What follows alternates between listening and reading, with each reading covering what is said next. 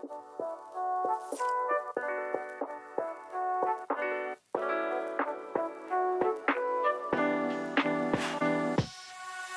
everybody, welcome back to another episode of the Elevated Creativity Podcast. I'm your host, Kwalanda, aka Q of Q Up Productions.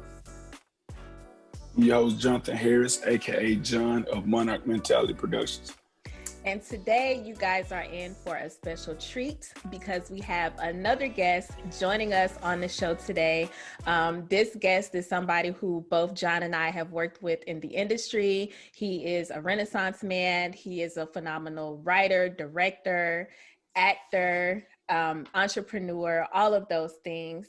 Born from Flint, but he was raised in Decatur and Oakland City. He is a proud father and husband, a multifaceted creative entrepreneur, and he always loves to take his audiences by surprise. So he's always bringing up something new. And knowing him personally, that's a fact. Mr. Dap Paxton is always venturing into new territory. He is an award-winning stage and film actor, writer, producer, director. He's been recognized for his portrayals as Dr. Martin Luther King Jr.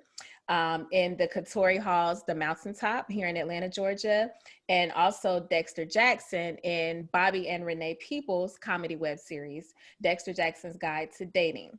And he is just getting started with all of the things that he's doing. So without further ado, we would like to introduce Mr. Dap Paxton. Welcome to the show. Thank you for having me. I appreciate y'all. No problem. Thank you for being here.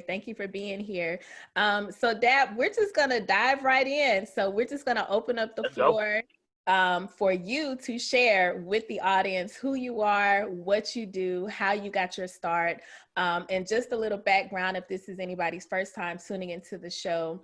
On the Elevated Creativity Podcast, we like to inspire entrepreneurs and creatives to pretty much take their talents from the next level. So we like to talk about the journeys that we take. We may start off in one field and venture into another field. We talk about how to monetize your talents and all of those different things. And so Dap, with you being somebody who's so multifaceted in so many different areas, but still kind of all under the umbrella of creativity, we would love for you to just pretty much share, you know, your story, your journey, how you got started, and all of that.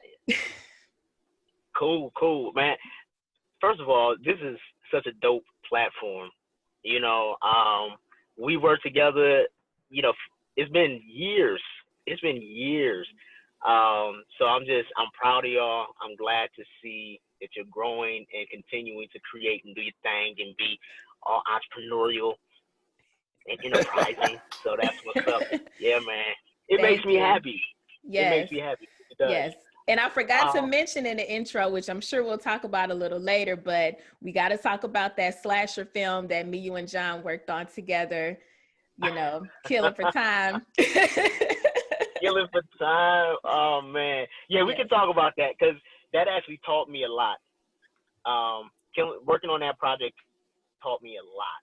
And so we can definitely dive into that. That's cool.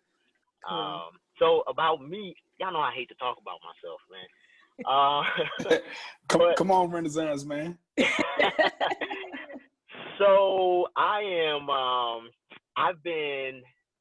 it took me a long time to find out where I fit in the creative realm, right? Because I started in music, and a lot of people don't know that. Like, I play saxophone. And wow. So, so I started out in music, and I was just trying to find my way. I did like poetry slams and open mic stuff.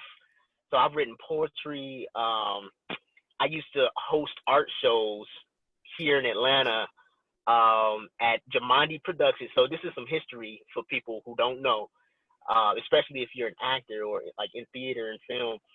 Jamandi Productions was the oldest Black production company, like theater production company in the city of Atlanta. And that was before True Colors, but Kenny Leon and Carol Mitchell Leon, they were over Jamandi Productions. So it's a lot of people who came through Jamandi, like Thomas Bird, who rest in peace. He just passed away. But you've probably seen him in like a lot of Spike Lee stuff. Oh, so yeah. yeah. But so Jamadi Productions, Carol, she allowed us to use that space to host our open mics and our art shows. And so this was like before, not before, but oh man, what was that poetry spot called? I can't remember. It was Apache. Mm-hmm. This was during Apache, because Apache was hot right then. But you had to know somebody in order to get on the list, to get on stage and do your thing. And I was like, man, fuck. I don't know if I can cuss on here, but I was like, yo, you know, we just gonna do our own thing. And so we started doing that. And I think that was probably my first taste at going into like a creative venture, right? A way to monetize my talent and also the talents of other people. I have been doing I've been doing graphic design already. So I knew how to work that realm, but actually like performing art, I didn't really know how to capitalize on that. But doing those open mics and doing those art shows, it opened up the world to me. And yeah, I learned so much about marketing. Like out on the street at 2:00 in the morning, passing out flyers, you know what I'm saying? Like that kind of thing. Hustling. It's amazing how working in different jobs, you learn something from each job that you have, and you take those skills and bring it over to the next thing and the next thing. And it's like, oh, I have experience because when I did this with that, now I can take that skill, you know, and apply it to what I'm doing now. Mm-hmm. Yeah, man. Yeah, it's so much, you know, so I always encourage people, like, just go. Just do something, anything, you know what I mean? And you're going to learn something. You'll be able to transfer those skills to whatever that next thing is, or that permanent thing is. So that's kind of what led me into acting, was doing those shows. There was a brother there, Jacque Waller, and his wife at the time, Courtney. They were writing these plays called the Black Monologues. And he would come to our open mics and he would do some of the monologues. And so we got to talking, and I ended up being his marketing, like the vice president of marketing for the theater company, you know. Wow. Yeah, so we started doing this. I developed a brand for it, Black Monologues. We was at 14th Street Playhouse. It was a really dope experience. So what happened was, one of the guys got hurt, and they couldn't find anybody else to replace him. But I was recording every show, so I knew everybody's parts. And here's a tripped out thing, and I never told anybody this, right? But even like while I was recording, I'm looking at the show. I'm like, man, I could do that. Right? I could get on stage. I could do that. But I never auditioned or anything like that. But finally, he got hurt. It was nobody else to do it. I took his place. I sucked, but I fell in love with it. And that year, I did 24 shows. That year, in a year, 24 shows. That was my training ground. Mm-hmm. And so after that, I just started auditioning for stuff, and I started booking like lead roles, and it shocked me, but I just felt like that was my path, you know.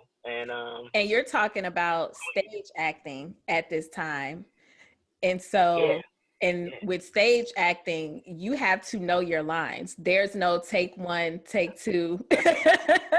Not at all. Back to one. No. So I don't want you to minimize that, 24 shows, that's a lot. And anybody who's worked in theater you really have to know your stuff. Yeah, you got to know your lines, Mm-hmm. And it wasn't like 24 of the same show either, It was like 24 different shows. It was maybe, I think it was 4 different shows, but we went on tour. And so we toured it. So it was you know, it was a really good experience. I built some great relationships. I learned a lot. I was still doing the marketing and acting. Um, so yeah, and this is the crazy part, right? So, because I'm crazy. At the time, I also owned a sign company. At the same A time, sign company. a sign company. John is like, what? That's so random. A sign company? You was out there making signs? Like, yeah, I was out there making signs. I was just making sure you weren't on 14th Street with a sign like this, you know? Like,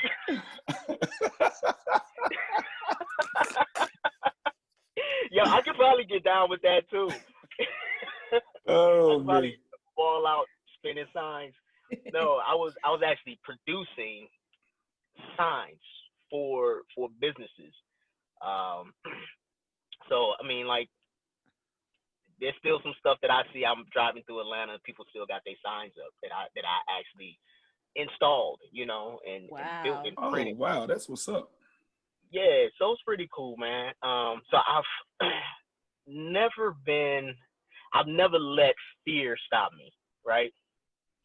Well, I'll say very few times have I let fear stop me, but I'm always jumping into, you know, something else and learning more. So. And let me ask you a question, Dap. For those plays that you did, were they all under the same umbrella, Black Monologues, or were they different productions? No, those 24 shows were all under, well, so the name of the production company, the theater company, was Dreamcatcher Productions. Okay.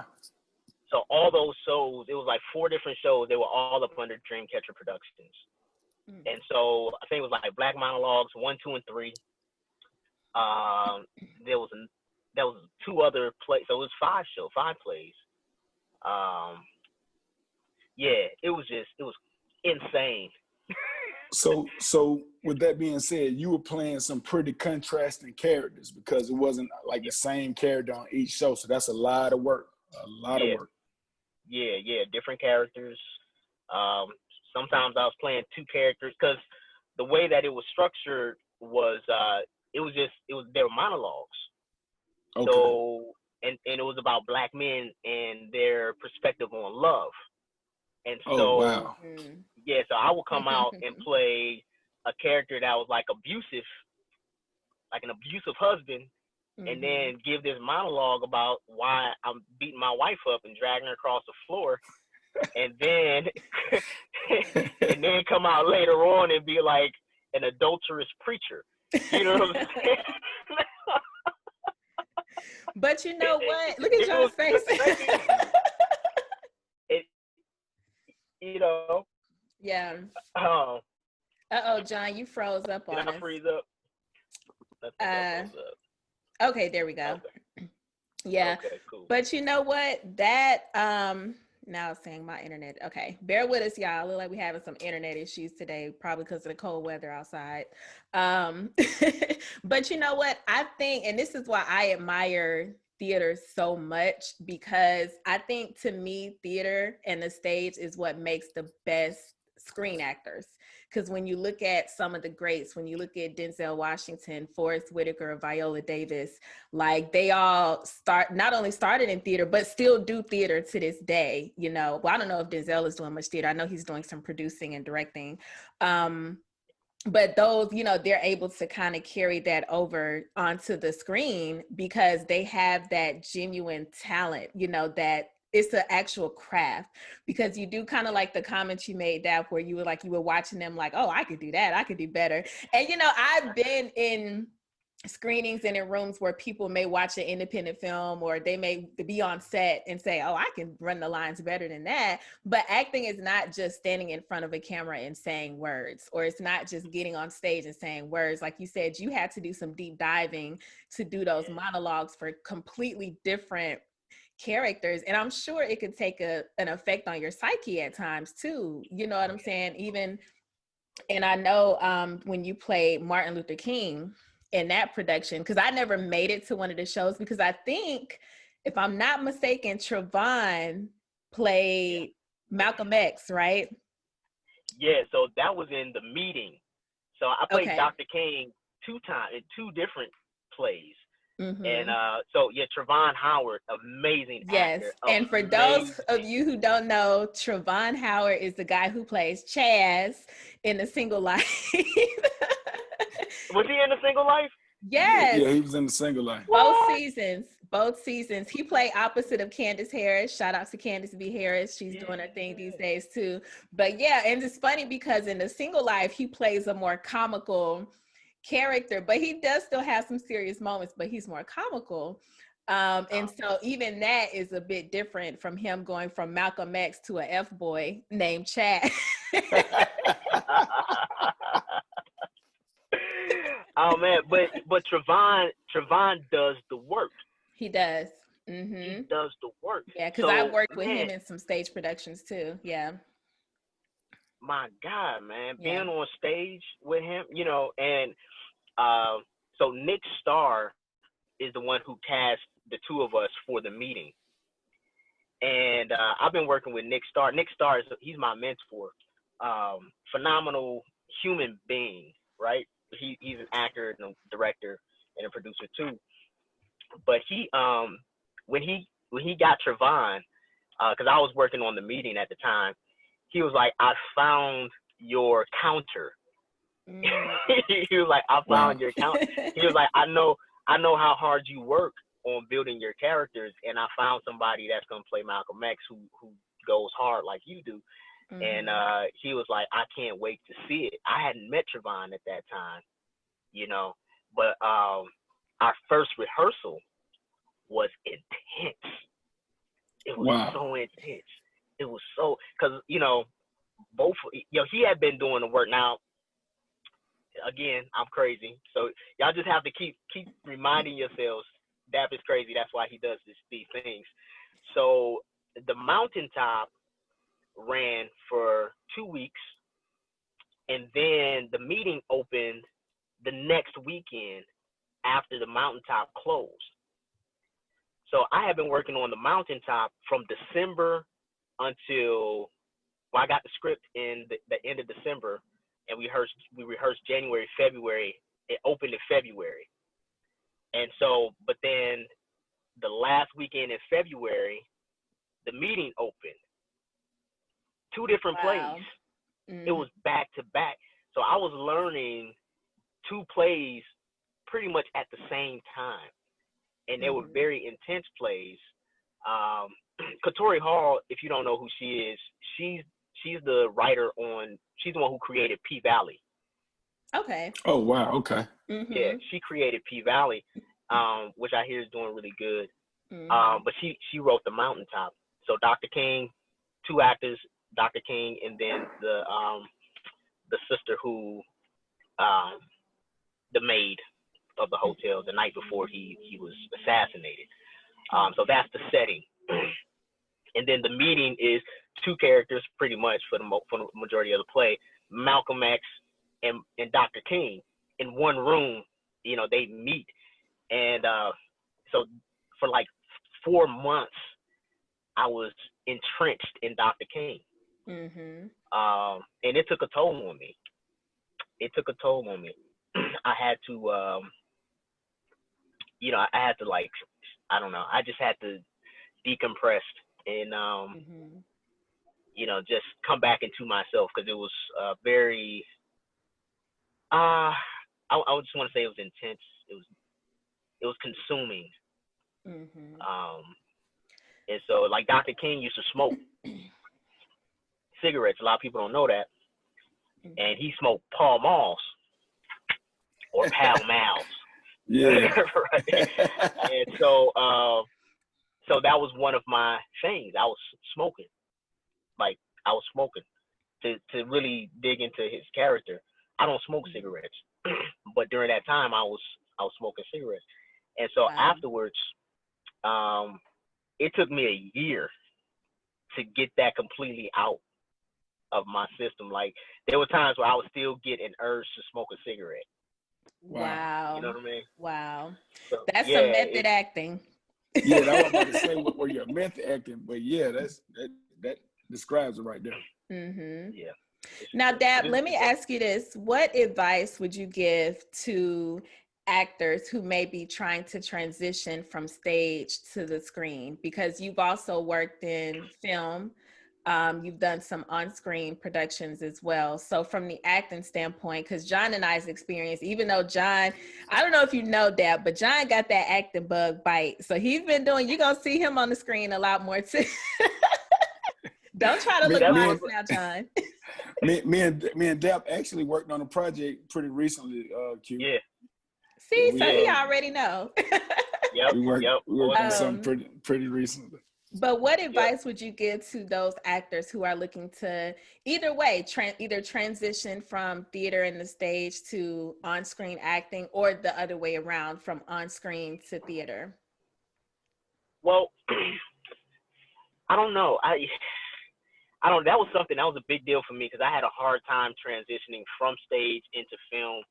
And so the only thing that I could think to do was get training and find a really good acting coach that understood where I was coming from, from that theater realm, and also had some insight into, film. And I found, I work, like, there are a lot of great acting coaches in Atlanta, but that was a very specific ask, a very specific need that I had. And so one person that's really helped me transition is Victor Love at Evolve Studios over at the Arts Exchange, because he's done both. He's done stage and he's done film. And so he understands that. So acting, I would say, get the training, but just focus on acting. Just focus on the craft of acting, and you're not gonna go wrong.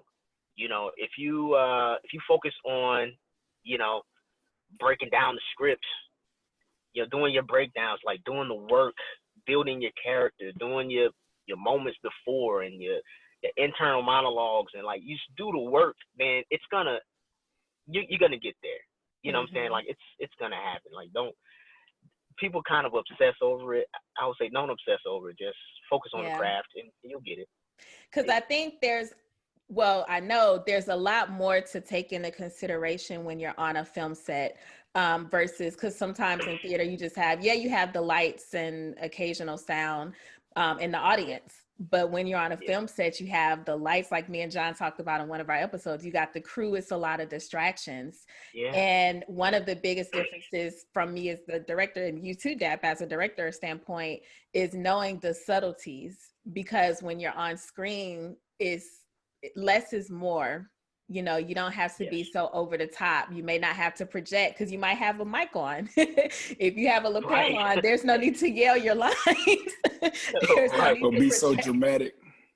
Right. Or you got to do it right there with a big ass microphone. You know what I'm saying?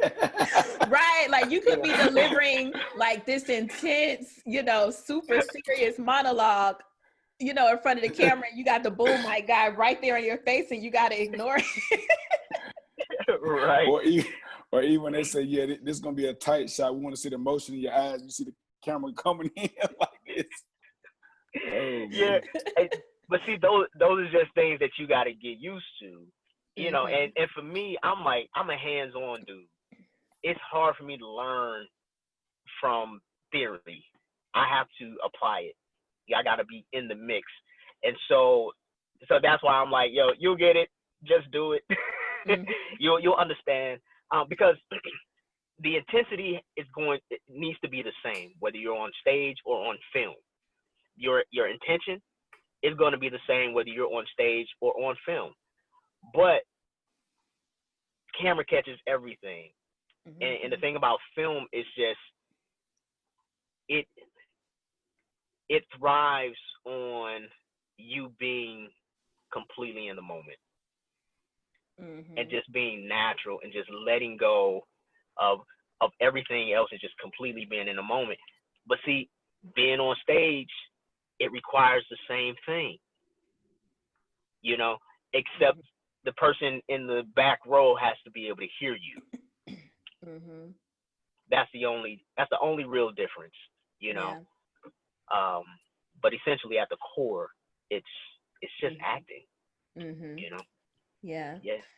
So that we're going to switch gears a little bit because something else that's in your repertoire, and it's so funny because I still have the thought of you selling signs in the back of my head. But it's the marketing and branding that you do. And I have worked with you in that sense as well, because you actually designed my Q Up Productions logo. Q Up. And I'm just to add to that, I'm so grateful because you did that for me at a time when I was getting back into it, right? Because as I've said before, I took that 3-year hiatus, and I even had those conversations with you when we would meet, like, I'm nervous, but I want to get back out there. And you were one of those people that was like, Q, we need you. Come on. Yes. Yes. So I definitely appreciate that. And I really appreciate you, Dap, on that, because she wasn't listening to me. I was trying to push out there. She was fighting me tooth and nail.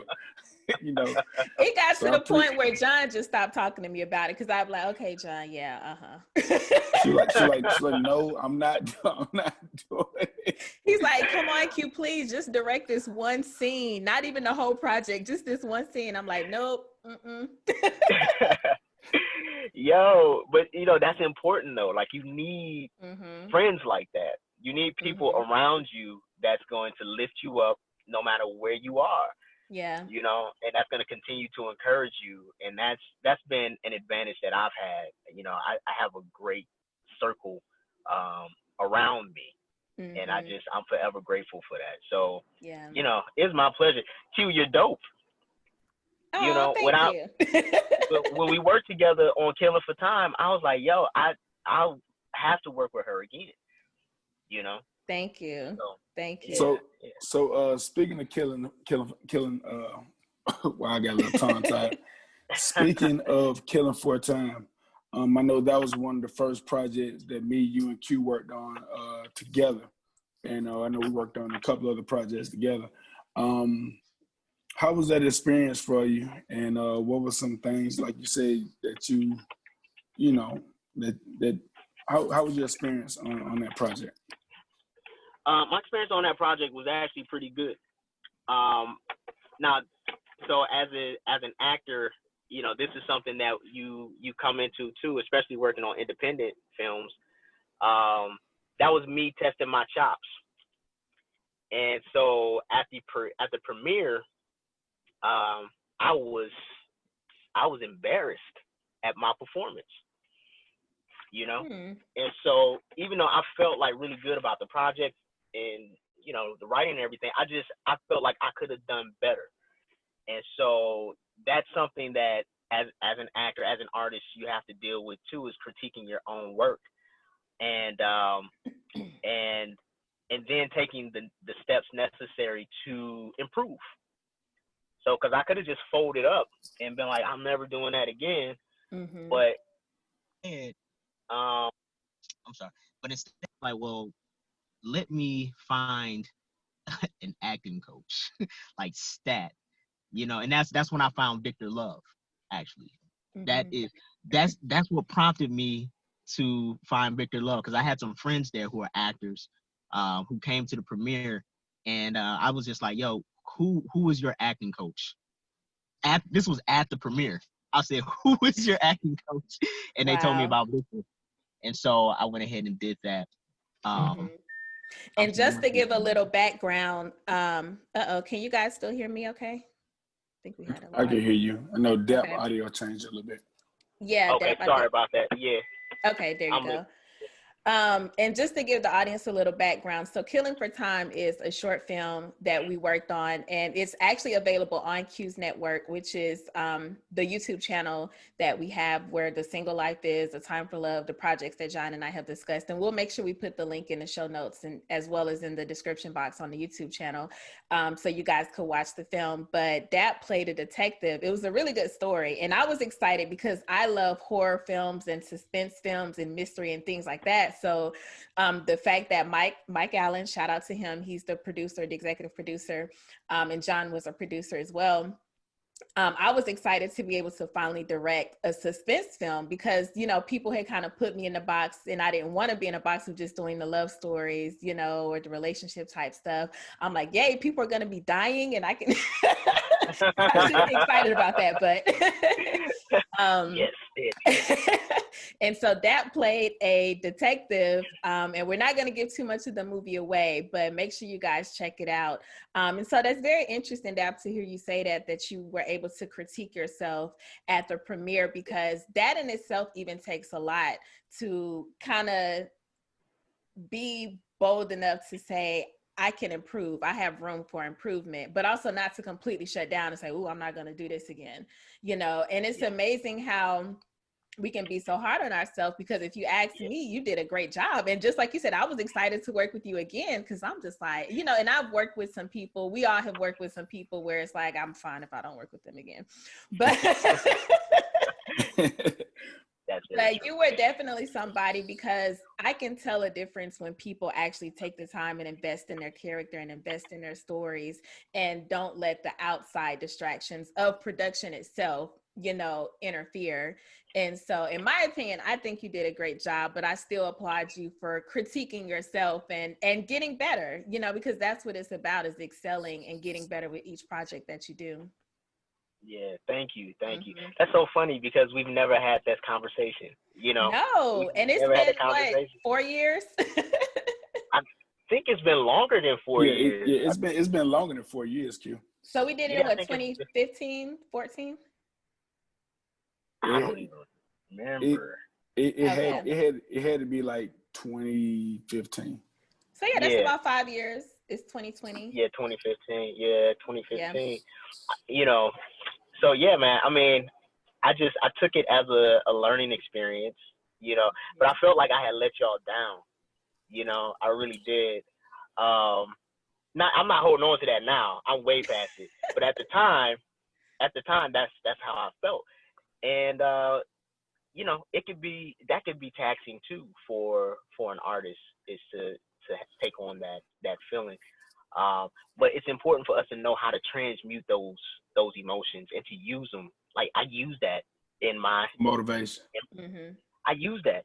I'm like, I'm so glad I had that experience, you know, because now I can tap into it whenever I have another character who's facing, you know, something similar, you know. So it has value, you know what I mean? It has value. So as an artist, that was something powerful that you just said. As an artist, I know we're so hard on ourselves, even with our work, and even as a visual artist or any kind of art form, doing anything creative, because you see it from the outside looking in. And when I watched it, I said, you did a good job. You know, me being right there, doing the storyboard, locations, every scene, you know, so, you know, it was a great job. But to see how you viewed it, and also to see, you know, how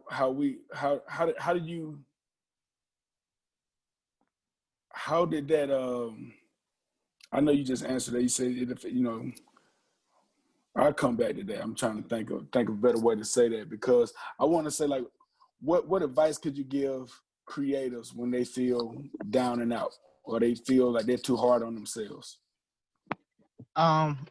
Somebody, like a good friend, just gave me some good advice the other day, right? He was like, take 24 hours to feel how you're gonna feel. You know, just own it, acknowledge it, and then after that 24 hours, just let it go. I know my car is making a lot of noise right now. I'm trying to. Sorry. It's okay. I can cut it out in editing. Fix it in post. Nice. But I want to go back a little bit, because we kind of jumped ahead talking about Killing for Time. I had started asking you about marketing and branding. So going back to that, talk a little bit about your transition to, or I wouldn't even say it's a transition, because like you said, you've had experience in graphic design, but talk a little bit about that sense. And also I want you to talk about the importance of creatives in marketing and branding themselves, because sometimes people think that when they hear branding or marketing, oh, it's if you're selling a product, right? Like, oh, I have to market my product, but we're all a brand ourselves. You know, whenever you're an artist or a creative, you are a walking brand. So can you just talk a little bit about your experience in, you know, graphic design, marketing, branding, and then how important that is for creative entrepreneurs? Absolutely. I started doing graphic design 19 years ago. So just to, yeah. So You I'm old, Dap. dating myself. I know, right? I know. I'm dating myself right now. But yeah, 19 years ago, I started doing graphic design. And then through just developing that skill and working with so many different companies, whether they were startups or Fortune 500 companies or whomever, I began to learn the importance of having a solid brand and knowing what that brand is, and understanding what brand is anyway. What is branding? What is that? Um, and finally, like I would say 2 years ago, it occurred to me that it's all of this fits together, right? Like for me, it all fits together because essentially I'm a storyteller.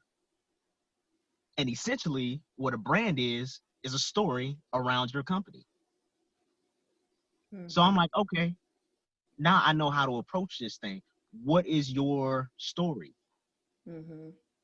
And then you pull from your story those things that resonate with the audience that you want, you know, to buy your product or to connect with you. You take that, whatever portion of that story is that really resonates with other people, and you just push that story.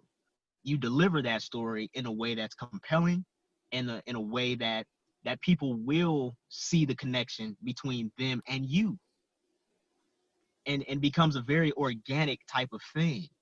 So I know, like I had the same thing about marketing because I have a degree in marketing. So I study marketing. I know that it's psychology. I know it's, you know, borderline manipulation. You know, That's true. That's true. right? Is I wouldn't even say border. Is in a lot of instances it's flagrant manipulation. You know, however, it doesn't have to be that. It can be something that's very organic and very sensible. You know, because there are people need things. People need your services. People need my services. And so, and I need, you know, there's certain clients that I want to attract to me. So what do That's those true. clients look like? Who are these people? What's the ideal client? And so, and just going through those steps, um, and you're right, Q. We all are a brand, and the reason why is because we all have a story. Yeah. It's There you that go. simple. So you can take it for granted if you want to and not do anything with your story, or you can appreciate the value that it brings to you, figure something out, a way to service people with your story. You know, somebody can be helped by hearing what happened during your 3-year hiatus. It's part of your story. You know, like, you know, I'm an artist, you know, but I'm also an entrepreneur. And so that's like, I can't get away from it. Even Yeah. I've tried, trust me, I've tried to do one thing over the other. I've tried. I can't do it. It's just, It's it's who fun. you are. It's who you are. It's who I So am. So that's my brand. You feel me? So I can connect to people who are are like me in a sense. You know, because of that. so speaking of branding and also being an entrepreneur, uh, would you like to embark on your new endeavors, 2021? And you know what I'm Yes, talking about. yes, Which I we're all would. so excited for. Hey, Yes, you know what we're talking about. Come on now. yes, I would. Man, listen, okay. I wish we had time so I could tell you the story because there's a story behind it. But I'm gonna incorporate that into my brand and you're gonna feel it. So I've just acquired a film production studio. in Lithonia. It's currently being built out, but it's almost done. So January, we're going to open the doors to Dapsworld Creative Studios. Woo woo! There you go. There you go. The confetti up on the screen, like woo! Who you telling? I can feel the confetti. I can feel it. Yes, because that is a big deal. That is a huge deal. Mm-hmm. Yeah. And John stopped by, so he's seen it. It's legit. Oh, I'm jealous. I'm jealous. You know what I'm saying? It's huge, Q. Big. I'm talking about something. I'm mad I didn't get the invite for the tour, the pre-opening tour. No, so we're gonna have. It just happened like that. It wasn't nothing. It just happened like that. But as long as I get my invite to the grand opening. Yes. Okay. Yes. But so I'll talk a little bit about it. So I have 3 stages, 3 sound stages. It's 3,500 square feet. I have a recording studio with a booth. I have a studio for podcasting. I have a conference room. I have a green room, and then I have a nice big open area for just kind of miscellaneous events or workshops or just whatever. But I will be specializing in doing brand development and doing commercials for clients, also corporate training videos. You'll also be able to come to the studio if you want to stream live performances. So that's another thing. So yeah, man, it's dope. I'm excited about it. I'm excited for you. That's dope. Yes. So you're gonna have to invite the Elevated Creativity Podcast hosts out so we could, do a little segment there at the studio. Most man. Most definitely. I mean, the podcast studio gonna be there, so Right. Most definitely. Yeah. There you go. There you go. Well, Dap, I am so proud of you. And even with that, and I know we're not going to hog you up too much tonight, but because that is such a big deal, and I know you said there's a whole story to it, but in a condensed version, as condensed as you can you just talk about just a little bit about how that even came about? Because I'm sure that's the vision that you had. That's a dream that you had. It took planning. And a lot of times, look at John with the Kool-Aid cup. My apologies. You ain't offering nobody none. You ain't offering nobody none. Which reminder to our listeners, hopefully you are subscribed to the Elevated Creativity YouTube channel so that you can see John sipping out of the Kool-Aid cup. But that, because people are going to see that. They're going to see your studio once everything is complete.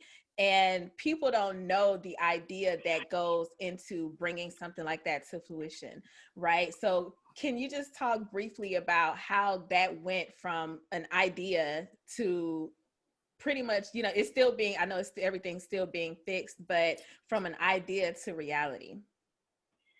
I will tell you,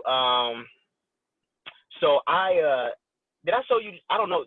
So John may have seen it, but I have a wall in my office at home. I have a home office, and on that wall, I have in the center of it, Dapsworld Creative Studios, and I drew a little rectangle with my name in it. It's supposed to look like a building. Now John is an artist, so he probably look at it like it's trash. But so I drew that on my wall, and then I just started drawing these lines, with different things, services, people to support me, revenue streams, ideas, projects, just all this stuff I drew on the wall. And then I drew the floor plan for the studio. And beautiful. So what happened was this, about a year ago, I was like, yo, I've been doing this for a long time. It's time for me to expand and do something, and I already had the whole branding and film world, like it's there. I'm a storyteller, so I can change the narrative. Whatever I want the narrative to be, I can change it to what I want it to be. So I was like, all right, change the narrative within me, you know, which is I want expansion. I need to do something bigger. You know, I want more impact. And I'm like, how can I do that? How can I do that? And at the time, this associate of mine, he was trying to do another project, right? He's trying to do something else. And we started looking at this space. And that space, I was like, man, that'd be perfect for a studio, a production studio. The idea was there. Bam. That place didn't work out for me because COVID happened. I was about to sign the lease, and COVID, bam, wiped it all out. So I was like, okay, cool. Well, I was mad for a second. I was really disappointed because, yeah, I was really disappointed. But I was like, let me regroup. There's another way, and I'm just going to stay open. So I'm still working, trying to figure things out, getting clients in. Business is booming because of COVID, because everybody's starting a business and everybody needs a logo or a website or something. So I'm like, I'm doing well, and not doing a whole lot of acting, but, you know, I'm doing. But that shows the importance of still having more than one stream of income. Uh-oh. Can you hear me? Can you hear me now? Your sound just went out. Yeah. Sorry, y'all. But that while you're adjusting your sound, I was just gonna say that just speaks to the importance. Uh-oh. Can you hear me, John? Yeah, I can hear you. And I'm gonna help him out on this story. But now I'll wait till he come back. Okay. It's very interesting. Okay, hello? Interesting. I get okay, good, there you are. All right. So yeah, my bad. So take two. Right? Fix it in post. So a friend of mine called me out the blue and was like, yo, there's this guy that I know who has a studio in Lithonia. Do you want to see it? I was like, yeah, I want to see it. So he took me to it. Now, mind you, I'd drawn out the floor plan in March. Yep. This is now September, August. Yep. August, September, right? I go look at the studio. I didn't even think about the floor plan. I'm looking at it. I'm like, this is it. But I was like, let me play it cool, right? I'm not gonna sweat, you know. So I'm telling the dude, and all this is true. I was like, well, you know, I'm looking for a building because I want to buy a building, and so I don't necessarily want to lease. So I was like, this is cool, but you know, what do you want to do? You tell me. And this guy, he didn't know anything about film. He had an idea and he wanted to build. And so that's what I'm talking about, like manifestation. Wow. Yo. Dap, you missing one key ingredient. What's that? The floor plan that you drew when you seen this floor plan, it was the exact floor plan. Yeah, man. Yo, so you did. I did show you. So then I got back to the house. I got back to the house and I'm looking at my wall, right? I drew all this stuff and I'm looking at the floor plan. Same floor plan. Everything, Man. all the stuff he had, what he wanted to do, the same floor plan. Nice. And you know what, Dap, I can relate to that because I had the same, and that's so amazing. I had the same experience with my house. I just purchased my house in 2019, a year ago, September 2019. And before I bought the house that I'm in now, I was literally about to buy another house, had signed paperwork and everything. But it wasn't what I wanted, you know, and you have people in your head where they say, well, you're not going to get what you want for your first house. First try. Yeah. So I'm listening to that. But then thank God some things fell through and I was able to get out of that contract. And I worked with my realtor and she sent me over because it was a new construction build. So she sent me over the address for the model home. And I was like, okay, let's go check it out. And so when I walked into that model home, it literally had every single thing I wanted in my house. So like when you say you walked into that studio and you look back at your floor plan to see that, man, this is exactly what I visualized. So you saw it before you saw it. And it's like the same exact thing happened to me with the house. Yo, Manifestation. Yeah. yo, it's powerful, right? But Mm-hmm. it's also, so people be like, well, you know, they be doubting the manifestation piece because they feel like, okay, you can't just think of something and then it comes, right? And Mm-hmm. it's true, right? But it's doing things in a certain way. Mm-hmm. It's doing things in a certain way. So I'm holding this vision in my mind of what I want while I do my thing with passion, Mm-hmm. with faith, and with purpose. You know what I'm saying? So I got all the components working for me. Like it's Yeah. gonna happen. Yeah. It's gonna happen. There's no Mm-hmm. doubt. That's my So faith. You know what I'm saying? So and it's gonna happen because it's needed, because this is what Mm-hmm. I want, because it inspires me. That's purpose. And I'm gonna tell you something else, man. I know I'm gonna let you talk, John. My wife, if it wasn't for her, Oh, we were gonna talk about Miss Misty. We're gonna talk about your other half. Yes. if it wasn't for my wife, man, yo, we wouldn't be having this conversation. no, you're right. You're right. And the reason why I said you said those three things, you said passion, faith, and what was the other one you And said? purpose. And purpose. Mm-hmm. I would say if you condense all those into one word, I would say is believe. You know how people say when you put words out in the universe and you got to speak it into existence. But when you actually believe it and you hold it as true and you say, you know what, I'm going to do this. I believe I'm going to do this. And all three of those things, like you broke it down, and that makes sense. So when you have faith, because that's your like that's the idea and believing and knowing that's something you want, but then you have passion and purpose and it's and you know it's for you. You know, it's easy.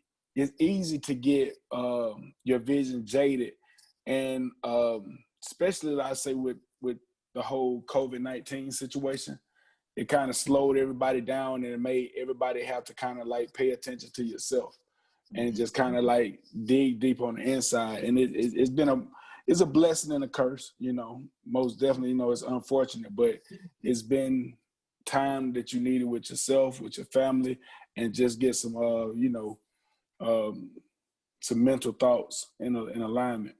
Yeah. Well, I'm gonna say this too, man. So I used to say belief. Mm-hmm. I used to say you have to believe it, you know, but you have to know. Okay. You know what I'm saying? So which is a step beyond belief now. You Yeah. know, because you can believe something and not really act on it. You know what I'm saying? You can believe something and it not be true. I see But what you're saying. if you know it, then there's no question that it's I real got you. and it's gonna Yeah. happen. And see, and that's the thing for me. It's like it's staying in that space of knowing. And you know, of course, there was some planning, there was work, there was, you know, I had to put pen to paper, I had to take action, but I knew what the action was. My car is beeping, all kinds of stuff. Your car is trying to be a part of this show.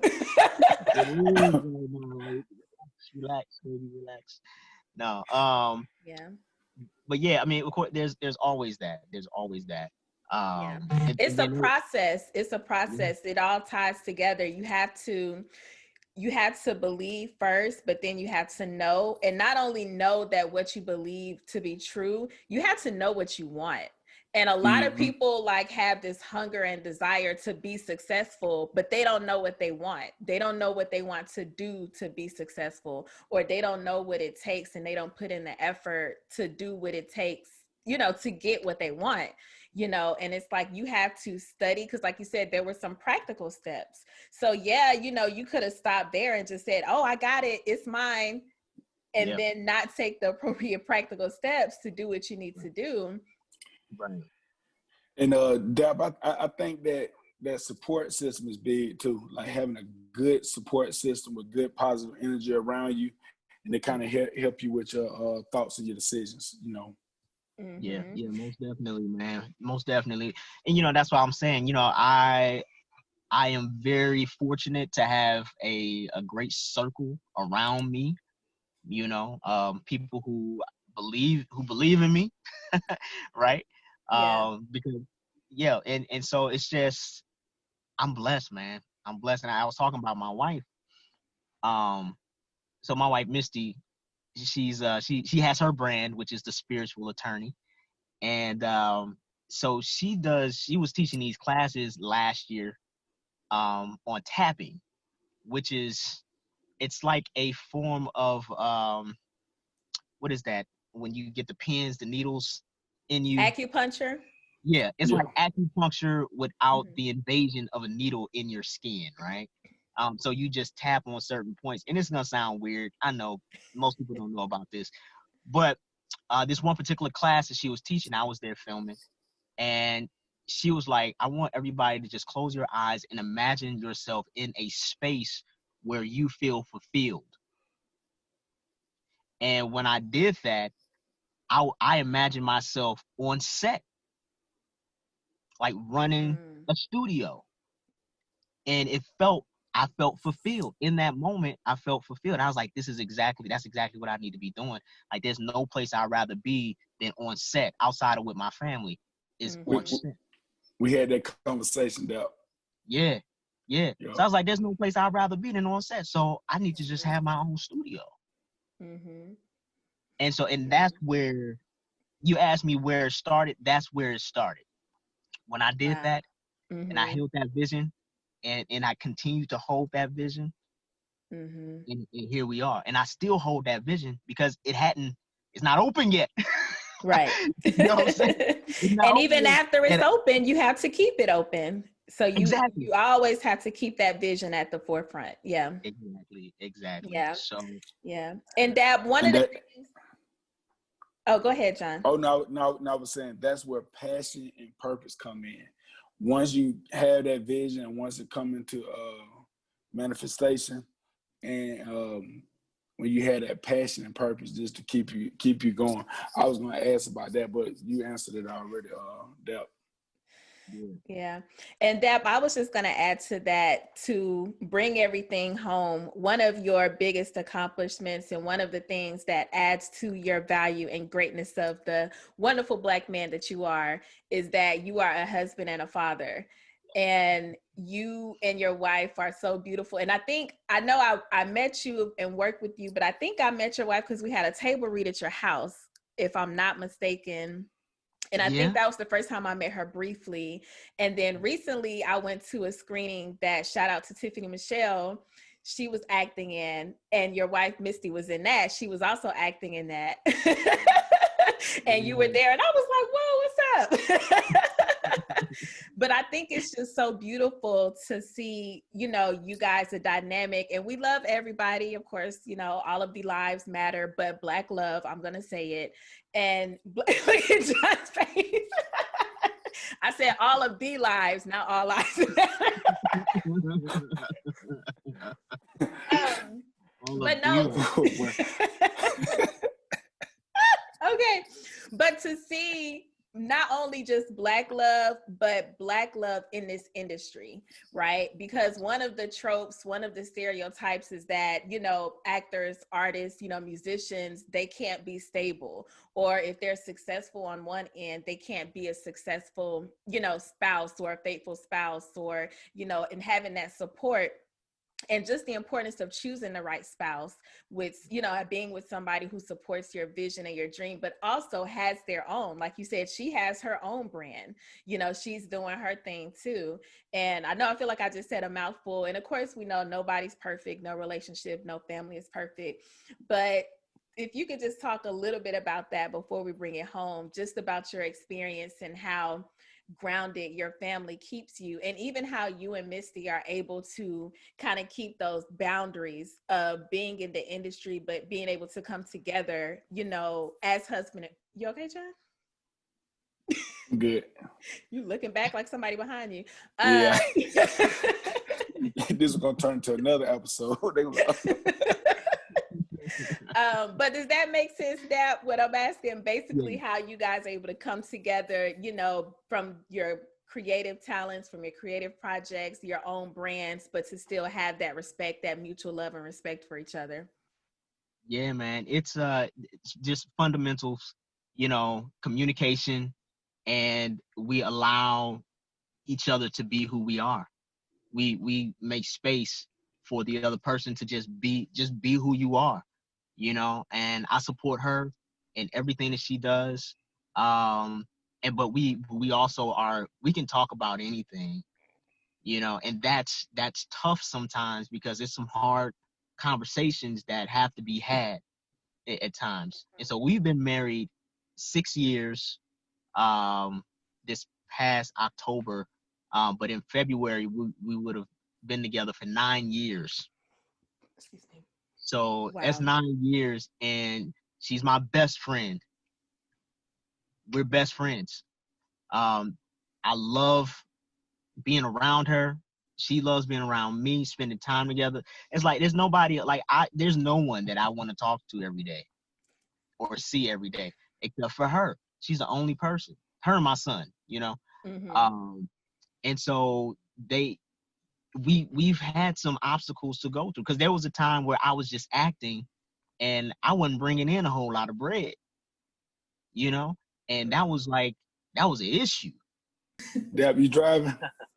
Yeah, I'm driving, but it's all Okay. good. All good in the hood. Most. This is a pandemic episode, but one thing one of the questions that I wanted to ask you, Dap, being an actor, and I know you express how you're a method actor. What is I know you've done a lot of genres, but what is your favorite genre? Because I've seen you do dramatic roles. I've seen you do roles more serious to even doing comedic roles. What is your favorite genre as an actor? Oh man, you know that it's so interesting. I don't think I have a favorite genre. I think I just like I like storytelling. You know, because I feel like there's a bit of every genre in every genre. If that makes Okay. sense. It does. Yeah. So I just like telling these stories, man. I don't have a preference. Yeah, I don't have a preference. Okay. I don't Okay. do a lot of horror stuff though. I don't think that I would necessarily do a whole lot of horror. But definitely Okay. thriller, suspense. I'll do that. Yeah. Okay. Because I know I seen your work with Dexter Jackson, Guide to Dating. So I was just trying Yeah. to see what was your favorite as far as your experience with those dramatic roles being different. Yeah. I just feel like I get something different from each. Like with Dexter Jackson, I had just done 2 really heavy plays. That were dramatic, and I played the lead in both of them. And Dexter Jackson was like, I needed that. I needed something light and funny that was absurd. Okay. So I guess I just kind of needed something, you know. Perfect. Perfect. Okay, my last question, because I understand, what advice would you give actors on how they can stay creative and motivated during this pandemic? Because I know it's not a lot of on-set activity, but what advice would you give them to stay creative and motivated? Come up with something. You know, when the pandemic first hit, you know, I was a little frustrated about it too, because I missed being on stage. I love being on set, so I missed that too.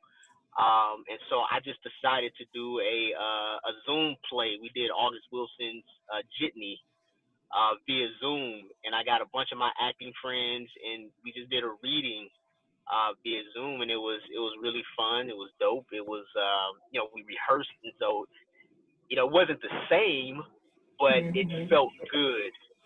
So I would say just come up with anything because right now we have all kind of tools at our disposal to do anything.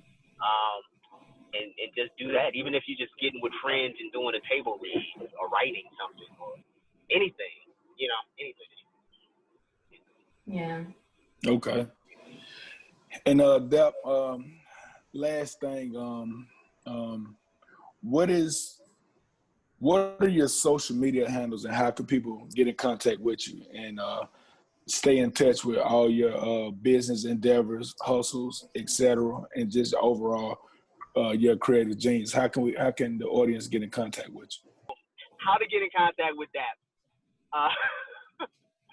Instagram, you can reach me at Dapsworld on IG, and also Dapsworld Studios.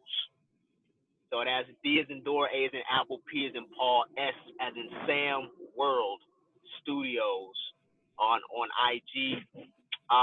You can find me on Facebook at Dapsworld.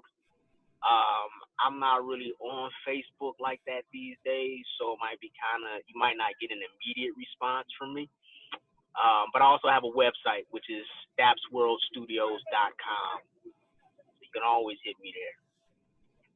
Okay, Dap, Sorry, John, I was just going to comment on Dap's handles, like just to show how professional he is at marketing and branding. Notice how his handles are all the same, be it his website, his email, his social media. And I think that's very important, because you may have, one name for your Instagram, then a whole nother name for your, Facebook or Snapchat or whatever else people are using these days. So that consistency is a good example of really, getting that brand out there and having that represent you. Sorry, John, go ahead. No, that's a beautiful thing. But one thing I want to tell you, Dap, is we really appreciate you on this episode of the Elevated Creativity Podcast. And man, I just think you're super dope and you're amazing. And I know we got a couple of projects in the works coming out 2021, so I know we've been kind of still putting the boots to the pavement. But yes.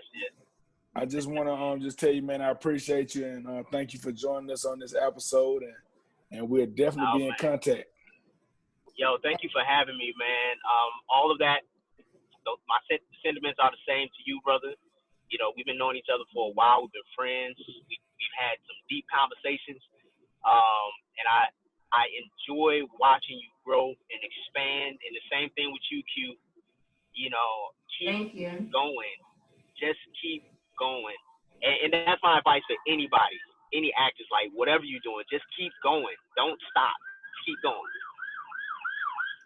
Unless the cops pull you over and then stop. Just kidding. Elevated creativity after dark. Most definitely. Yeah. Oh man. Hey, one thing, real quick. I'm sorry. You asked me a question about my relationship, my marriage, and I don't know if I gave you a complete answer. And I do want to make sure I honor your question because I feel like it's something that people should hear. Okay. Is that cool? Yeah, go ahead. Mm-hmm. Okay. So I was saying before we cut off the first time that my wife and I, we really communicate with one another. And even if it's hard, like we really listen. So we communicate with one another and we also allow each other to be who we are. There's no restrictions. Of course there are expectations and there are boundaries, but my sole purpose is really I want her to be her fullness, right?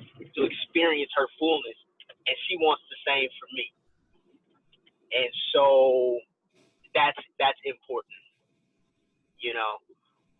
We've had some really tough conversations, but we've always been able to get to the other side of those. And if you got somebody that you can, even if it's not a spouse or a significant other, if it's a friend or a family member that you can talk to that wants the best for you and that, hold on to it. Hold on to it. So one thing is definitely no competition, because I know sometimes being in the same field of work, usually even if it's subconscious, it's a mild competition. But the way you just vocalize that is no competition at all. She wants the best for you. You want the best for her.